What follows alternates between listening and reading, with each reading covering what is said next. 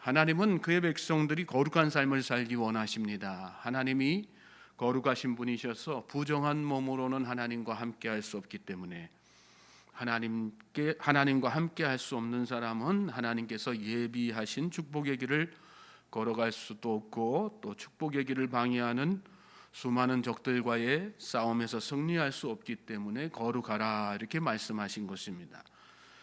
하나님은 이스라엘 백성들 중에서 부정한 자들을 진영 밖으로 다 내보내게 하셨죠. 각 개인과 공동체가 그렇게 죄로부터 단호히 구별됨으로 하나님 앞에 거룩해지도록 하신 것입니다. 또한 그 거룩한 삶을 하나님 앞에서뿐만 아니라 사회 공동체 속에서 또 타인과의 관계 속에서 실천하도록 이렇게 하셨습니다. 신앙인의 거룩은 교회 안에서만, 또 하나님 앞에서만이 아니라 일상에서 사람과의 관계 속에서 지켜져야 하는 것을 깨닫게 하신 것입니다. 저는 저와 여러분의 신앙 거룩함이 교회 안에서뿐만 아니라 세상 밖에서도 늘 이렇게 지켜질 수 있기를 주님의 이름으로 소망합니다. 다른 사람에게 손해를 끼친 일이 있다면 그것에 5분의 1을 더해서 갚아라. 배상법에 대해서 지난 시간에 우리가 말씀 묵상했습니다. 강조하신 이유가 뭘까요? 거룩한 하나님의 백성이라면 세상 살면서 손해 아니라 유익 끼치는 그런 삶 살아야지 된다. 그거 말씀하신 것입니다. 본의 아니에게 손해를 끼친 일이 있다면 5분의 1을 더해서 갚는 것으로, 그렇게 해서 나의 무책임함 때문에 상대방이 상처받고 손해 보는 일 생기지 않도록 내가 하나님 백성인 것을, 나의 거룩함이 진실한 것임을 입증하도록 이렇게 하신 것입니다. 그렇습니다. 여러분, 거룩한 사람은 나의 이익을 위해서 다른 사람에게 손해 끼치는 일 함부로 해서는 안 되는 것입니다. 도리어 나에게 손해가 되는 그런 경우더라도 다른 사람에게 유익이 된다면 그 일 해야지 되는 거. 그게 거룩한 삶에 합당한 사회 안에서의 생활이고 삶의 태도이고 자세인 것이죠. 우리가 잘 아는 예수님의 산상수훈 말씀도 그런 말씀이었어요. 내 오른편 뺨을 치는 자가 있느냐, 왼편도 둘러대라 이렇게 말씀하셨죠. 또 너를 고발해서 속옷 가지려고 하는 자가 있느냐, 내 겉옷까지도 벗어주어라. 유익을 주는 삶이란 뭐예요, 여러분? 손해를 봐야지 되는 거예요. 손해 없이는 할 수 없어요. 희생이 있어야지 되고 헌신이 있어야지 되는 거죠. 내 손해를 감수할 때 다른 사람에게 유익을 줄 수 있는 것입니다. 너희는 세상의 빛이라, 그런 말씀도 하셨는데, 여러분, 우리가 거룩의 빛을 세상에 어떻게 비출 것입니까? 5분의 1을 더해서라도, 내가 손해를 보더라도 빚진 자의 마음으로 하나님께서 베푸신 은혜, 그 은혜를 다른 사람에게 갚는다, 그런 마음으로 사회에 책임을 다할 때, 그럴 때 그 빛이 세상을 비추는 빛이 되는 것이죠. 조금만 손해보면 분해가지고 잠을 못 자고, 또 조금만 이익이 된다 하면 남은 어떻게 되든지 상관하지 않고, 그리고 교회에 나와서는 천사의 미소를 짓고 또 기도 소리 크게 하고 거룩하고 경건한 척하는 그거가 바로 바리새인의 위선 아니겠습니까? 그걸 하나님은 거룩하다 말씀하시지 않습니까? 위선적이다 말씀하시지 않습니까? 여러분, 우리는 그냥 빛이 아닙니다. 우리는 그냥 소금이 아니에요. 거룩한 빛, 거룩한 소금이라는 사실을 우리가 잘 기억해야지 됩니다. 심지를 태워야 빛을 내지 않습니까? 또 소금이 녹아들어야 짠맛을 내는 것입니다. 그처럼 희생과 헌신을 가지고 다른 사람의 유익을 위해서 애쓰며 수고하는 그것으로 나의 거룩함을 입증해 나가는 저와 여러분들 될 수 있기를 주님의 이름으로 소망합니다. 계속해서 이어지는 오늘 본문 말씀은 가정에서의 거룩한 삶, 특별히 부부 관계에 있어서 거룩한 삶에 대한 말씀입니다. 여러분, 부부 관계에 있어서 가장 중요한 것이 무엇입니까? 신뢰지 않습니까? 그 가정이 아무리 풍요해도 신뢰가 깨지면 행복할 수 없죠. 신뢰가 여러분 거룩이에요. 하나님께서 이스라엘 백성들에게 거룩할 것을 말씀하신 이유는 하나님과 이스라엘 백성들 사이에 신뢰 관계를 형성하기 위해서죠. 나는 너희의 하나님이 되고 너희는 나의 백성이 되리라. 하나님과 이스라엘 백성들 간에 그 신뢰성 있는 관계를 맺기 위해서 거룩해야지 된다, 이 말씀하신 것이거든요. 나는 내가 거룩함으로 너희의 하나님에 대한 신뢰를 보여주었는데 그러면 너희는 내 백성됨에 대한 신뢰를 무엇으로 보여줄 것이냐? 거룩함으로 마땅히 보여줘야 되는 거 아니냐? 이 말씀이신 거죠. 또 이 말씀은 바꾸어 말하면 너희의 거룩함을 무엇으로 증명할 것이냐? 나를 향한 신뢰 아니냐? 그래서 성경 구석구석 가장 중요하게 말씀하시는 것이 믿음이지 않습니까? 하나님에 대한 신뢰지 않습니까? 하나님을 신뢰함으로 구원을 받는 것이고 하나님을 신뢰하기에 거룩하게 되는 것이죠. 또 그 신뢰는 하나님과의 관계에서뿐만 아니라 인간 관계에서도 형성이 돼야지 되는데 그래야 참된 거룩이죠. 하나님은 그 첫 출발을 한 몸 된 두 사람, 가장 인간관계 중에서도 가장 가까운 인간관계인 부부 사이에서 시작할 것을 말씀하시는 것을 오늘 본문 가운데서 보게 돼요. 오늘 본문은 가정 안에 부정을 방지해서 거룩하고 신뢰 있는 가정을 이루도록 하시기 위한 일명 의심의 법, 다른 말로 하면 질투의 법을 다루는 그런 내용이에요. 즉 남편에게 의심받는 아내를 다루는 그 법 절차를 말씀하시는 내용이거든요. 11절부터 15절까지는 보면 아내의 순결에 의심이 생겼을 때 남편은 아내와 함께 예물을 가지고 제사장에게 나아가야 된다, 그 말씀하셨어요. 그리고 16절부터 22절까지는 제사장이 그렇게 나온 아내에 대해서 부정을 저질렀을 때 쓴 물을 마심으로써 어떤 저주를 받게 되는지를 잘 주지시키는 그런 내용이에요. 그리고 또 그 뒤에 이어지는 말씀은 실제로 쓴 물을 마시게 해서 순결 여부가 드러나게 하는, 특별히 이러한 절차를 거치는 목적이 가정의 진정한 평화와 신뢰관계를 형성하도록 하시기 위한 하나님의 은혜 또 은총인 것을 말씀하는 그런 내용입니다. 특별히 여기서 아내의 탈선에 대한 남편의 의심, 아내의 탈선 그리고 남편의 의심, 이 부분에 대해서만 말씀하셨는데 그 이유는 남편은 괜찮다는 그런 얘기가 아닙니다. 왜 이 부분을 콕 집어서 말씀하셨을까요?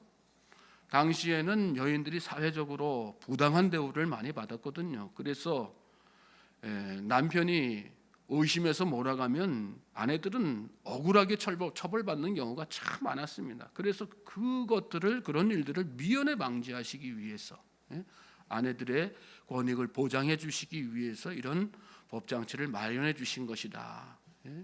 하나님은 늘 그렇게 연약한 자들의 편이라고 하는 사실을 우리는 잘 깨달아야 될 것입니다. 오늘 본문은 크게 두 가지 관점에서 이 새벽에 잠시 묵상을 할 텐데, 첫째는 부부 사이에는 의심받는 일 결코 해서는 안 된다, 이 말씀이에요. 12절 말씀 보시면 이스라엘 자손에게 말하여 그들에게 이르라, 만일 어떤 사람의 아내가 탈선하여 남편에게 신의를 저버렸고, 이런 말씀이 나오죠. 탈선하여 남편에게 신의를 저버렸다. 이 말씀은 하나님의 거룩한 백성은 여러분 신의를 저버려서는 안 된다는 것을 전제로 하시는 말씀이에요. 탈선을 말씀하셨는데 탈선이란 뭡니까? 배우자 두고 부정한 행위 저지르는 거 말씀하는 거죠. 여러분 가정은 정결해야지 됩니다. 거룩해야지 됩니다. 우리의 거룩은 가정 안에서 가장 먼저 실현돼야지 되는 것입니다. 부부간의 신뢰관계를 무너뜨리는데 제일 원인이 뭡니까? 배우자의 부정 아니겠어요? 거룩한 사람은 충실한 가정생활 해야지 되는 거예요. 성실한, 정결한, 또 거룩한 가정생활 해야지 되는 것입니다. 그리고 스스로의 정결을 배우자에게 부끄럽지 않게 지켜나감으로써 신뢰를 깨트리지 않아야 되는 것이죠. 그것이 오늘 이 의심법에 있어서 가장 첫 번째로 우리가 깨달아야 되는 부분이에요. 저는 저와 여러분의 가정이 남편이든 아내든 부정한 짓 저지르지 않는 정결한 거룩한 가정 될 수 있길 주님의 이름으로 소망합니다. 예수님은 마음으로 간음하는 자 이미 간음한 것이라 이렇게 말씀하셨어요. 행동도 우리가 조심해야지 되지만 마음을 잘 지켜야지 되는 거예요. 그리스도인은 거룩한 마음을 잘 지켜야지 되는 것입니다. 마음속에 간음하는 마음 품은 거 이미 다 간음한 것이다. 주님의 말씀을 잘 기억하면서 마음으로라도 우리의 거룩을 훼손하는 일 없도록 정결함을 잘 지켜나갈 수 있는, 그래서 다 느껴지잖아요. 사람은 영적인 동물이기 때문에 영적으로 다 느껴지는 거예요. 마음으로 다 느껴지는 거예요. 이 사람의 마음이 나를 향한 마음인지 엄한 다른 사람한테 가 있는지 다 느껴지거든요. 우리는 가정생활하면서 늘 그 부분에 대해서 정말 마음 한순간이라도 빼앗기지 않기 위해서, 그러기 위해서는 우리가 늘 하나님 앞에 정말 거룩한 마음으로 하루하루 살아가야 되는 거 아니겠어요? 그리고 그 하나님 앞에 부끄러움 없이 가정에서 또 부부관계 안에서 또 그렇게 자기의 거룩함을 잘 지켜나가야 되는 거 아니겠습니까? 저와 여러분이 그런 의심받을 질 하지 않는, 마음으로라도 간음하지 않는 그런 정결한 주의 백성들 될 수 있기를, 그래서 가정을, 부부관계의 신뢰를 깨트리지 않는 그런 하나님의 거룩한 백성들 될 수 있길 주님의 이름으로 소망합니다. 두 번째는 부부 사이에는 함부로 의심해서도 안 된다는 거. 거룩한 가정생활, 일말의 의심도 될 수 있으면 안 하는 거. 우리 요새 그런 사회적으로 많이 문제가 되는 것들 중에 결과적으로 뭐 누가 어떻게 죽었다, 살해당했다, 무슨 끔찍한 사건이 발생했다, 폭력 사건이 발생했다, 그런 거 보면 그 배후의 주된 원인 중에 하나가 의처증, 의부증 이런 것들이지 않습니까? 그게 다 마음속에서 의심병에서 나오는 거죠. 14절 말씀 다시 보시면, 그 남편이 의심이 생겨 그 아내를 의심하였는데 그의 아내가 더럽혀졌거나, 또는 그 남편이 의심이 생겨 그 아내를 의심하였으나 그 아내가 더럽혀지지 아니하였든지, 이 말씀이 나와요. 이게 뭐예요? 앞부분에는 실제로 그렇게 부정한 일을 저지르는 경우도 있지만 그 뒤에 말씀이 중요한 말씀이에요. 그 남편이 의심이 생겨 그 아내를 의심하였으나 그 아내가 더럽혀지지 아니하였든지, 이 말씀 뭐예요? 마음속에 의심병 생겨가지고 아무 잘못 없는 그런 아내를 갖다 그렇게 죄 지은 것처럼, 간음 저지른 것처럼 막 이렇게 몰아가는 그런 케이스들이 막 있다는 얘기죠. 이 시대만 있습니까? 오늘 우리가 사는 이 시대도 다 그런 사람들 많지 않습니까? 그렇게 하지 말라는 얘기예요. 하나님께서 부부간의 신뢰를 깨트리는 거, 의심하는 그 습관들, 잘못된 습관들 함부로 이렇게 가져서는 안 된다, 그 말씀이죠. 29절로 30절 말씀에도 보면, 이는 의심의 법이니 아내가 그의 남편을 두고 탈선하여 더럽힌 때나, 또는 그 남편이 의심이 생겨서 자기의 아내를 의심할 때 여인을 여호와 앞에다 두고 제사장이 이 법대로 행할 것이라.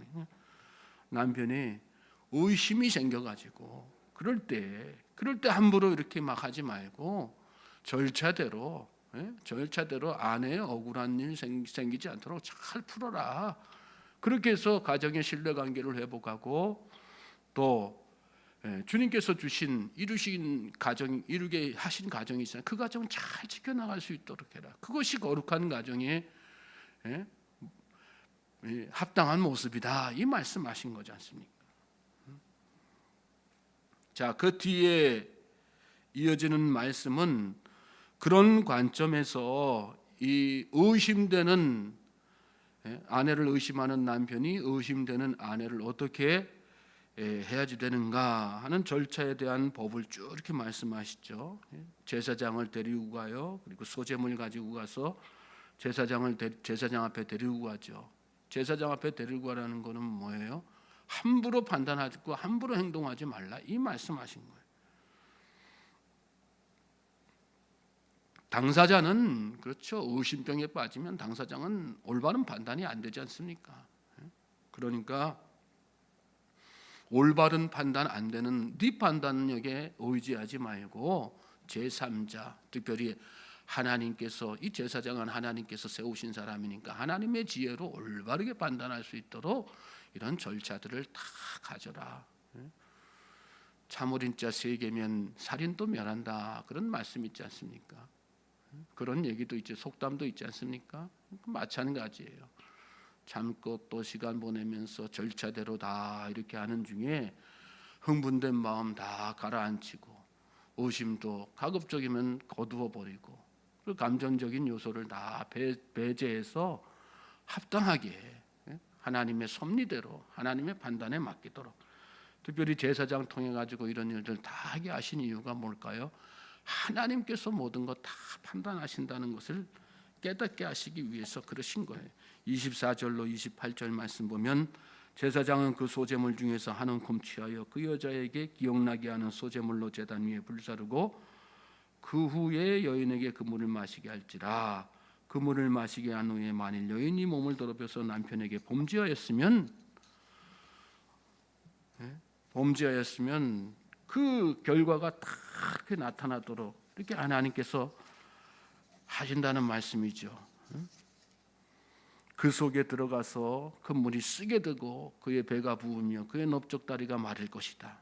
그 여인이 결과적으로 그 백성 중에서 저주거리가 될 것이다. 그러나 여인이 더럽힌 일이 없고 정결하면 해를 받지 않고 임신하리라. 하나님이 다 판단하신다는 거예요. 하나님께서 모든 것을 다 판단하시고 하나님의 방법대로 행하실 것이라는 믿음 가지고 그렇게 부부간의 신뢰 깨뜨리지 말고 함부로 의심하지 말고 가정에서 그렇게 하나님께 모든 것 맡기면서 살라는 말씀이죠. 그게 거룩한 자의 삶의 모습이라는 것입니다. 저는 저와 여러분의 가정에서 의심의 병이 사라질 수 있길 바랍니다. 신뢰해야지 되는, 서로 다 신뢰해야지 되는 거예요. 하나님을 여러분이 신뢰하고 있습니까? 거룩한 하나님의 백성이라면 가정의 공동체에서 그 가장 기초가 되는 부부 간에도 신뢰해야지 되는 거예요. 무슨 일이 있어도 신뢰하고, 가급적이면 내 눈앞에 지금 다 못마땅한 부분들이 막 보여줘도 신뢰하고 믿어주고, 그럴 때 그 가정이 올바르게 서는 거죠. 남편을 향해서도 마찬가지고 아내를 향해서도 다 마찬가지입니다. 하나님을 믿는 그 믿음 이상으로 부부간에, 가정 안에 그렇게 믿음이 형성될 수 있기를 주님의 이름으로 축복합니다. 그 가정이 거룩한 가정 되는 거예요. 그리고 그 가정을 하나님께서 축복해 주시는 것입니다. 말씀을 잘 되새기면서 이 하루 우리 가정 안에 회복되어야 될 또 깨어진 신뢰는 무엇이 있는가? 부부간에 또 부모와 자녀 간에 곰곰이 생각하면서 하나님 앞에 그 깨어진 신뢰, 또 내 마음속에 못 믿어하고 신뢰하지 못하는 부분들은 없나? 하나님 앞에 신뢰할 수 있는 마음, 그 마음을 다 믿음을 회복하게 해달라고 여러분 기도하십시오. 그리고 정말 하나님과 함께하는 그 믿음으로 가정을 잘 그렇게 신뢰관계로 유지해 나갈 수, 지켜나갈 수 있는 그런 우리 모든 성도님들 또 그 가정 될 수 있길 주님의 이름으로 소망하고 축복합니다.